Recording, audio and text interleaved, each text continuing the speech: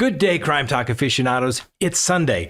Now, we just got done opening the battle box on the end of Friday's show, but I'm here to tell you that you are here for the weekly recap of all the top stories throughout the week, all conveniently located in one location. We hope you enjoy it. Have a wonderful weekend. We'll see you Monday. And remember, the Constitution matters. All right, lawyer.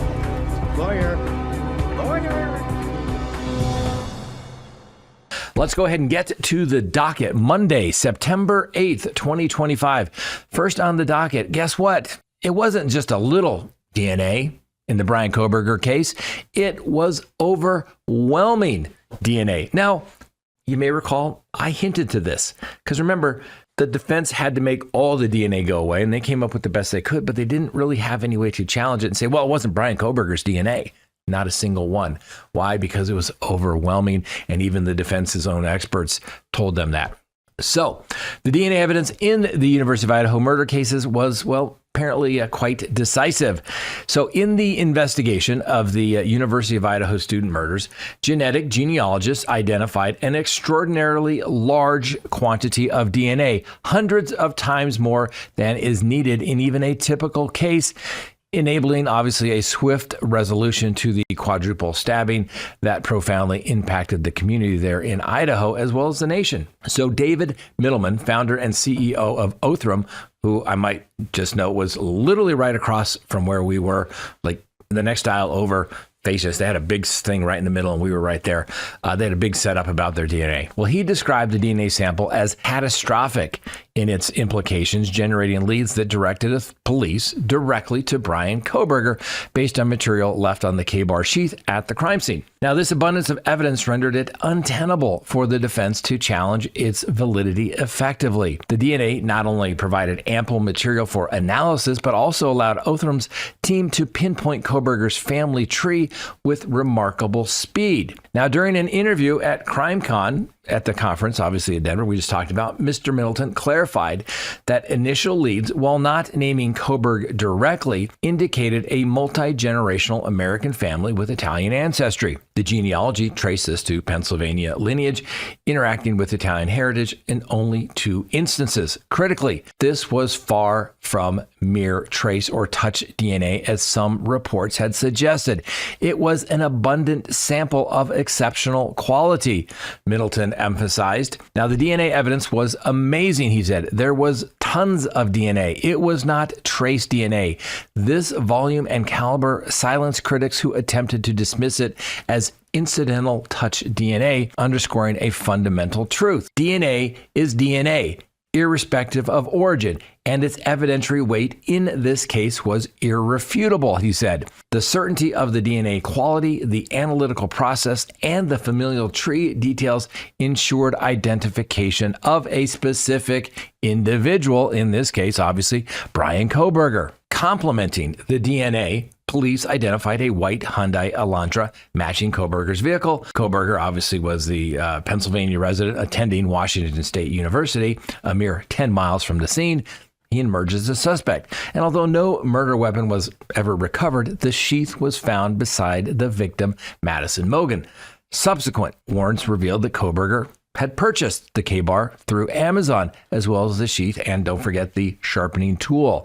And let's not forget the victims. Ethan Chapin, Xana Kernodle, and Kaylee Gonzalez and Madison Mogen were all killed back there on November 13th of 2023.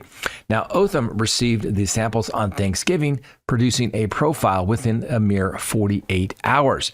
By December 19th, the FBI provided Kohberger's name to the police, culminating in his arrest on December 30th, following a raid at his parents' home in Pennsylvania, there in the Pocono Mountains.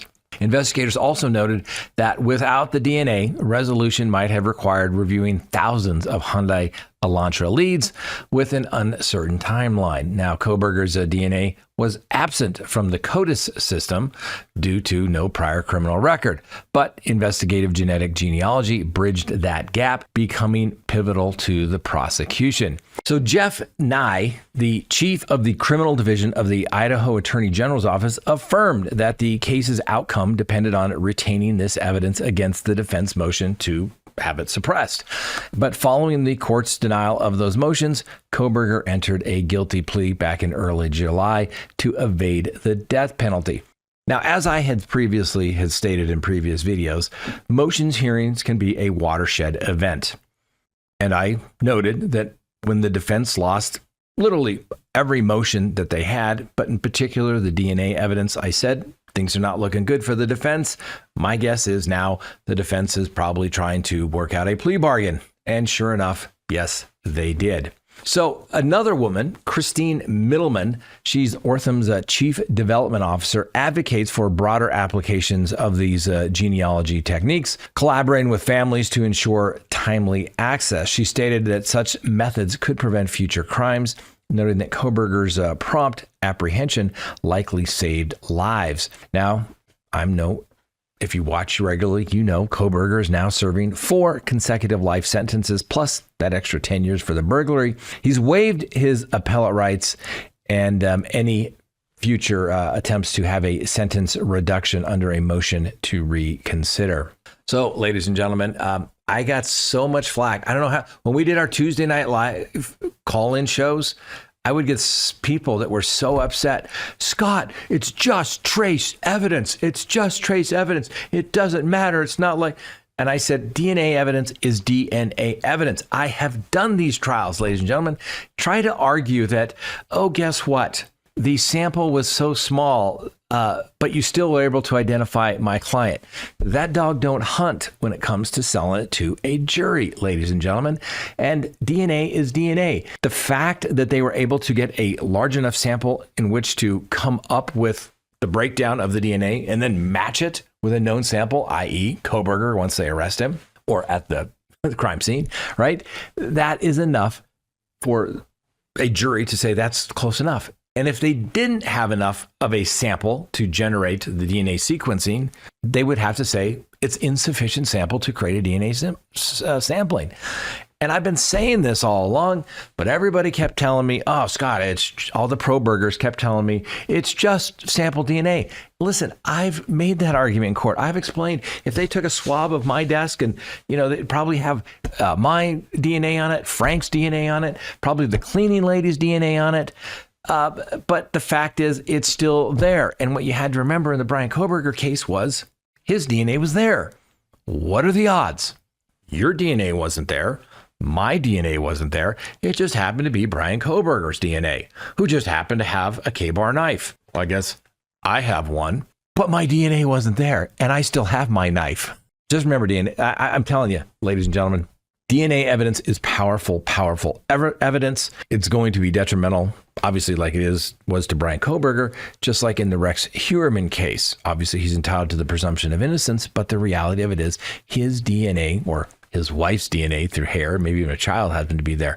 What are the odds that their DNA happened to be there? Think about it. And that's the biggest argument that the prosecutors make. And it works every time. The jury's like, you're right, because my DNA wasn't there. Think about it. All right. Next on the docket, Irina Zartuska update.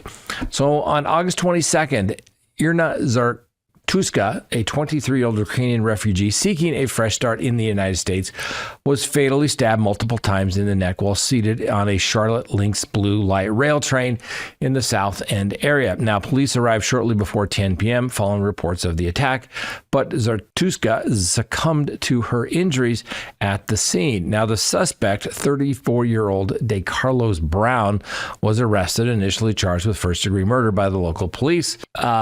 And then the following day, on August 23rd, a crowdfunding campaign was initiated to assist Zartuska's family, including her aunt, Valerie, with unforeseen costs and their profound grief. That effort targeted to raise $110,000 and exceeded that amount by September 9th. Well, of course, the government, by August 25th, the Charlotte City Council members, including Dimple Mera and Edwin Peacock, the third, pressed city officials for swift measures to enhance rider and operator safety on public transit, emphasizing the potential impact of regional transportation initiatives. Then on August 26, Mayor V. Lyles issued a public condemnation of the incident, highlighting the need for better mental health support and noting the suspect's apparent history of psychological challenges. Very little mention of the actual victim, who was stabbed multiple times in the neck and literally was in shock and then just literally passed out on the ground. And it took, a significant amount of time, particularly when somebody's dying. Not that she would have probably survived those wounds, but for somebody to actually come on the train and assist her, for goodness sakes. Then on August 29th, Brown was denied bond during a court appearance. His attorney requested a competency evaluation due to his long-standing mental health issues, and records indicate that Brown had prior arrests dating back to 2011 for offenses such as larceny, which is theft, armed robbery, well, that's theft with a weapon, dangerous weapon, and threats, although most were ultimately dismissed. Now, Zartuska's relatives attended the hearing and advocated for his continued detention to protect the public. Now, during the city council meeting on September 2nd, the discussions on the transit safety were briefly interrupted for a 10-minute birthday celebration for two members involving cake and sparked a little public backlash on social media. And then on September 8th, North Carolina Governor Josh Stein expressed sorrow over the loss and urged increased law enforcement's presence on the transit system. The same day, then President Donald Trump described the attack as horrible and vicious attack during remarks giving his condolences to the family. And then, as of today, the United States Department of Justice has filed federal charges against Mr. DeCarlos Brown, including one count of committing an act causing death on a mass transportation system. Obviously, the feds are going to prosecute in addition to the state, which, frankly, they should. And, I'm not going to show you the full video. You can find the full video itself, but the aftermath, this DeCarlos guy is literally sitting behind Miss Zartuska. He's there. She comes in from work, getting a ride home from work. She's working at a pizzeria. She has her T-shirt on from the place of employment, minding her own business, scrolling her phone. This guy gets a pocket knife out of his jacket. You can see him open it, stand up, stand over her, and then striking her in the neck multiple times. DeCarlos walks away. Miss Zartuska is literally like she's just in shock. She doesn't know what to do, what happened. And she literally just falls over in the seat and then falls to the floor and obviously succumbs to her injuries. Cold-blooded murder, ladies and gentlemen. Now, I understand that, Mr. Brown may have some mental health issues. And it's a failure of the system. We've talked about this just the other day. It used to be if you had mental health issues and you weren't going to, follow the doctor's orders, they would put you in an institution. And then somebody said, no, we can't do that. That's not nice, And, it's coming to the time where people may need to rethink these types of situations where, I hate to say it, but dangerous, violent people with mental health issues probably need to be warehoused somewhere so that they can't harm somebody. Now, I'm not saying going back to the 50s and 60s where we're, doing lobotomies through the front eye on individuals, but some people simply cannot function in society with their mental health issues if they're not going to follow the doctor's orders. It's a sad situation. One of the attorneys in the office has a very similar situation right now. And we're frankly at a loss of what to do. But, there's always a risk that he could harm somebody. What do you do? Obviously, we have a duty to the client who wants out. Our duty is not to the public, so to speak. But I hope the prosecutor figures something out. You know what I'm saying? So we'll see. And also the feds also indicated that, we're going to see how much federal money is being spent on these public transportation systems. Because if the states and cities are not going to make public transportation safe, guess what? We're going to take away your money until it is safe. It's always about the money. And this is not just in Charlotte, ladies and gentlemen. I can tell you, when the last time I rode the light rail here in Denver, we were going to the Avalanche games. It was a couple years ago. They were in the Stanley Cup playoffs. And there were people literally doing drugs right there on the train. And everybody just kind of sits around and, you're thinking, well, I hope he gets off the next exit, which he did. But it's just done out there in the open, the drugs. They're on the trains. They do it. And we have a very similar case pending right now in our office where clients are accused of beating and stabbing somebody and allegedly stealing a bike on the public transit system. And, it's all in video. Like, what do you do? What do you do?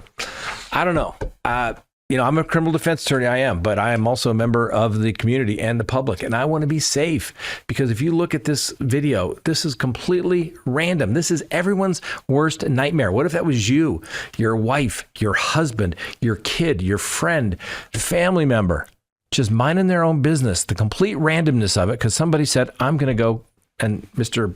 Brown says it, I got that white girl.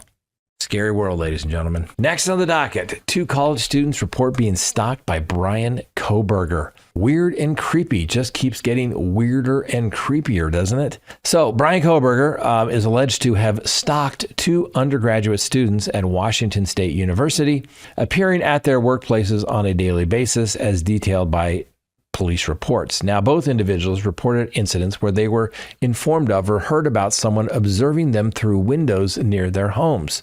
Kaylee, one of the 4 individuals murdered by Kohberger, had previously indicated that a man was following her before her death.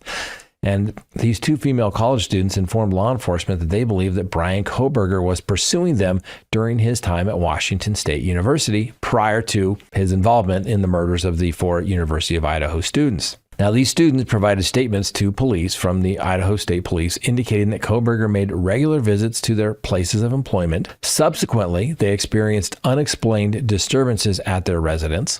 One student employed at the university bookstore described Kohberger as appearing accustomed to rejection from women, and she recounted an incident in August or September of 2022 when she was home alone, changing clothes, and heard a knock on her window. She contacted her husband, and after which the individual fled. A similar event occurred later. While at home after beginning her shift, she heard movement on her porch around 7 p.m. Her husband arrived and observed a white vehicle departing the vicinity. Now, Kohberger was known to operate a white Hyundai Elantra. She further noted that Kohberger seemed to possess personal information about her that she had not disclosed to him, including her name and her work schedule. On one occasion, he entered the store and requested her by name, despite her certainty that she had never shared it with him and not wearing a name tag. He also commented on her work hours. Now, the second student, an undergraduate in the criminology department where Kohberger was enrolled, rejected his advances and informed him of her sexual orientation, yet he continued to approach her at work nearly every day. She would advise that she was not his first to encounter issues with him. Now, she described an evening when she was preparing to close the building and noticed Kohberger outside. He made direct eye contact with her through the window, which struck her as a little unusual given the need to look specifically at that location. Fearing interaction, she hid in a restroom after he entered. Later, a neighbor contacted her to report seeing someone near her window and urged her to secure her doors. She subsequently discovered that her residence was in close proximity to Kohberger's, and another classmate of Kohberger's reported sensing someone outside her window, followed by the discovery of footprints in the snow leading to the rear of her apartment. The tracks indicated that the person had retraced their steps.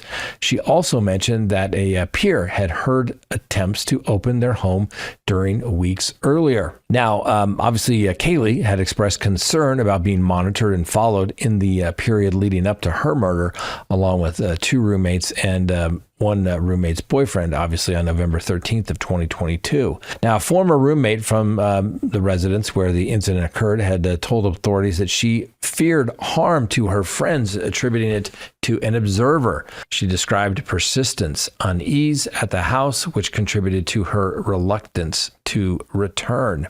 And well, guess what, ladies and gentlemen? If that isn't creepy enough, there's more. That's right. Newly disclosed selfies recovered from Brian Kohberger's phone depict the convicted murderer posing in his university apartment, capturing various expressions directed at the camera. In one image, the shirtless Kohberger, equipped with wireless earbuds and positioned before a wardrobe containing blue garments, raises a salute while displaying a wound on his knuckle. Another photograph shows him distorting his features into a grimace, exposing his discolored teeth in a broad smile. A third captures Kohberger flexing his muscles, tightening his lips, and narrowing his eyes. Now, these photographs were extracted from Kohberger's phone following his appearance on December 30th, 2022 at his family's residence in Pennsylvania. Specialists in digital forensic analysis analyzed the phone contents, including browsing history and communications, to support the prosecution's case. Jared and Heather Barnhart, experts from the forensic company Celebrite, discussed these images in various conversations that they've given to news outlets. Heather Barnhart, Celebrite's senior director of forensic research, likened the poses to those in the film American Psycho, noting the subject's apparent vanity. She described him appearing topless from his waist up, adopting various stances and facial expressions in front of the mirror, seemingly for personal admiration. Now, her colleague, Jared Barnhart, observed that Kohberger did not distribute these images to others, characterizing the behavior as self-absorbed. He noted instances where Kohberger would remove his shirt, capture the moment, and resume his prior activities without further action. Now, the Barnharts labeled the photographs as indicative of narcissism, including unusual perspectives such as rear and side views. Now, obviously, Kohberger, who was enrolled at the Washington State University for a single semester prior to his arrest, and before he was linked to the slayings of the 4 University of Idaho students, and obviously he's serving multiple life sentences in the Idaho Department of Corrections. So, I don't know. Can it get any more weird or creepy? Yeah, I'm sure it can. But as stuff continues to come out, we will bring it to you for sure. I don't know. I can't say I have selfies like that. That would just be weird, wouldn't it? Just to take selfies? I don't know. Maybe it's what the younger generation does. I don't know. Maybe at the time it seemed right. Now it just looks weird and creepy. Just like everything about Brian Kohberger looks weird and creepy. Just as we were coming on to prepare the show, there was supposed to be a update by law enforcement, but they postponed it. Hopefully that means they're closing in on the assassin, but we'll tell you what we know as of right now. All right. So let's do a quick timeline of the assassination of Charlie Kirk on September 10th, 2025 at the Utah Valley University there in Orem, Utah. Now, the event was a part of Kirk's American Comeback Tour, an outdoor speaking engagement with over 3,000 attendees, secured by just 6 police officers and some private security. That was about 11:52 a.m. So let's get to the timeline. At about 11:52, we know that the suspected shooter arrives on campus. Investigators have tracked the movements via camera footage, including progressions through the stairwell to the roof of the Losee Center, L-O-S-E-E Center, approximately 100 to 200 yards from the event site there at the UVU courtyard. At approximately 12:10 p.m. Mountain Time, while seated outdoors and engaged in a debate with a student on mass shootings and transgender issues, Kirk is struck by a single gunshot to the neck. Video footage captured by attendees show him recoiling, clutching his neck, and collapsing from the chair with visible blood, a lot of visible blood. Witnesses, including attendees by the name of Skylar Baird, about 15 feet away, reported hearing a pop sound. Immediately screams and chaos ensued, and the crowd flees. Baird noted that Kirk appeared fatally wounded instantly and described his security as adequate for close threats, but insufficient for a distant shooter on a typical campus day. Then, between 12:10 to 12:30, Kirk is transported by a private car to the Timpanogos Regional Hospital, where he is pronounced dead upon arrival. The shooter, positioned at the Losee Center roof, flees across the rooftop in a nearby neighborhood, as seen in video evidence showing a figure in all dark clothing ducking while running. No other individuals are injured, though Kirk's wife and children are present at the event.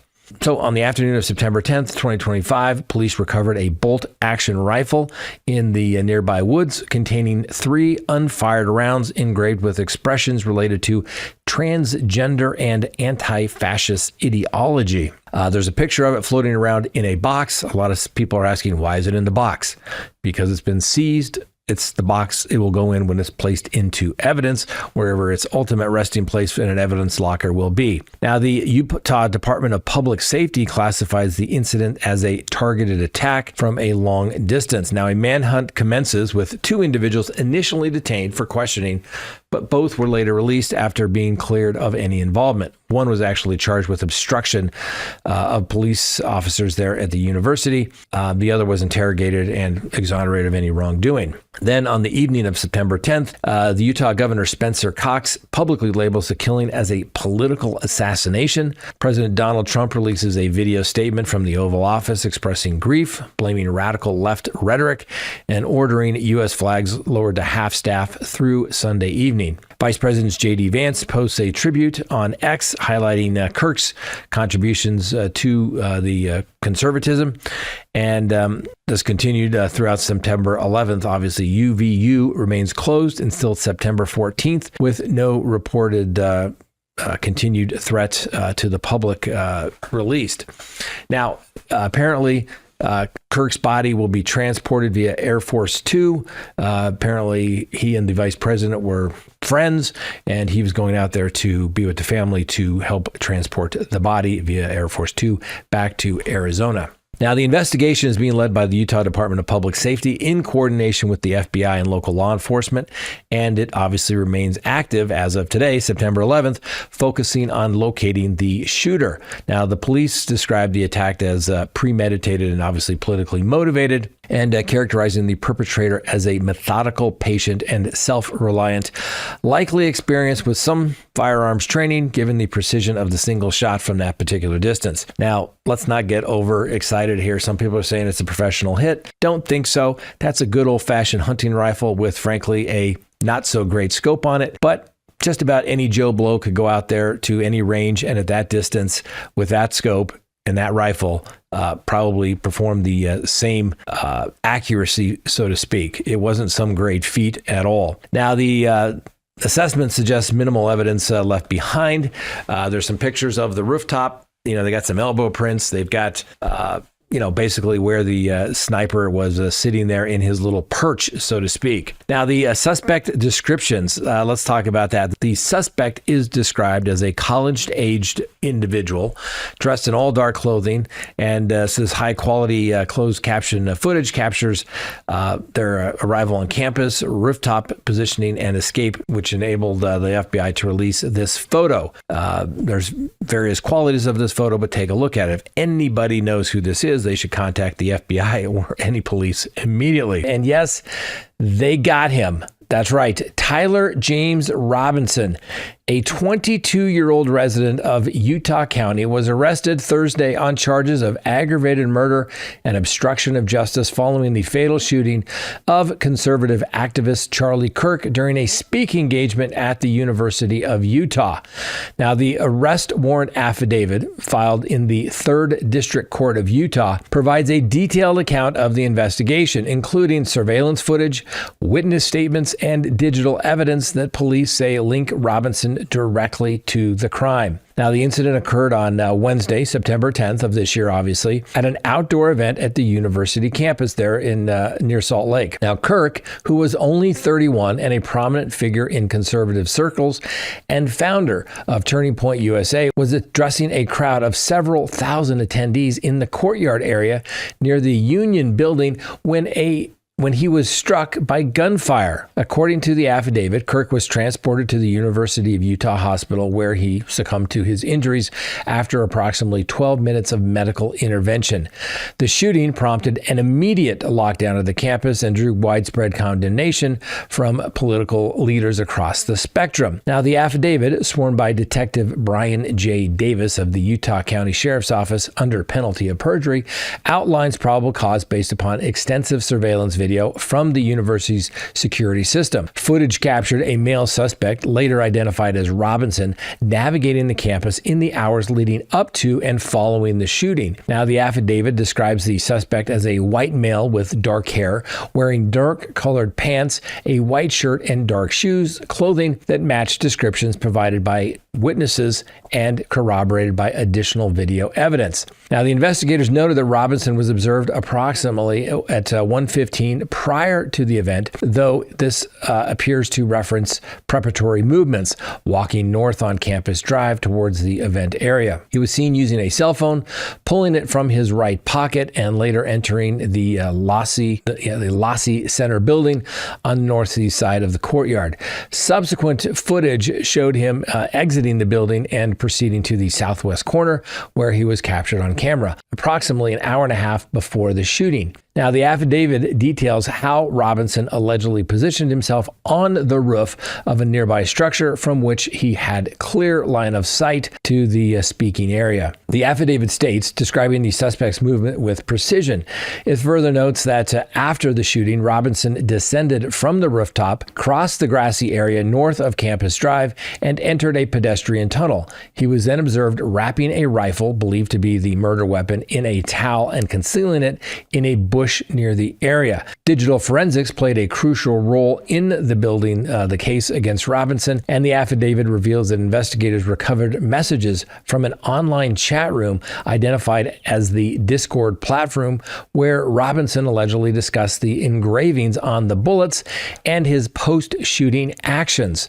Now, a roommate of Robinson provided key information during an interview, stating that Robinson had shared details about retrieving the rifle from a drop point, using a scope for the shot, and changing outfits to evade detection. The roommate also described how Robinson wrapped the rifle in a towel and stashed it in a bush, further detailing his route away from the scene. Now, the bullets themselves bore inscriptions tied to internet culture and anti-fascist rhetoric, according to the affidavit. One engraving read, "Hey, fascists, catch," and then an arrow, and then another stating RAWR ×3, incorporating meme-like elements such as OWO and references to notice bulge, phrases commonly used in online communities to mock furries and transgender individuals. The Utah governor, Spencer Cox, addressed the engravings in a statement, noting that one of the bullets was engraved with notice bulge OWO. What's this? A meme used to troll furries and transgender people. Police believe these markings were intended as a provocative statement aligning with Robinson's alleged anti-fascist sentiment expressed in prior online activity. Now, the investigation also involved family members of Mr. Robinson. During interviews on September 11th, his family confirmed that he owned a Dodge Challenger vehicle registered in Utah County and had been in contact with them around the time of the incident. One family member recounted a conversation in which Robinson discussed the events and mentioned Charlie Kirk by name. Investigators presented photos and messages from Discord to the family, who identified content consistent with Robinson's communications, including discussions of the shooting and his movements afterwards. Now, the affidavit includes references to Robinson's prior interactions, such as a family dinner back in mid-September, where he expressed views on conservative figures. And then they got physical evidence that further solidified the case. A shoe impression found near the building matched the description of Robinson's footwear, located in the vicinity where a family member had reported his presence. Additionally, police discovered a rifle wrapped in a towel, left in a bush, and described in the messages, with engraving matching those of the bullets recovered from the scene. The weapon was linked to Robinson through ballistic analysis, showing it had been used in the shooting. Now, Robinson's arrest occurred without incident on Thursday morning, following a tip from the roommate and corroboration from university surveillance. The affidavit emphasizes that the evidence supports charges of capital felony aggravated murder, obstruction of justice for concealing the weapon, and potential additional counts related to the use of a firearm in the commission of a felony. Now, the affidavit suggested bail be set at $1 million with conditions including no contact with any witnesses, electronic monitoring, and the surrender of any firearms, which is standard for the course, right? But the 3rd District judge that handled the matter, Judge Sean F. Howell, reviewed the affidavit and found substantial evidence to support the charges, ordering Robinson held without bail pending further proceedings. The case has been assigned to the Utah Attorney General's office for prosecution. Now, the shooting has sparked obviously some national outrage, with conservative leaders eulogizing Kirk as a dedicated advocate for youth engagement in politics. University officials expressed their condolences and confirmed that enhanced security measures would be in place for future events. And as the investigation continues, police are examining Robinson's online history for additional motives, including his reported involvement in anti-fascist groups and Discord communities focused on gaming and activism.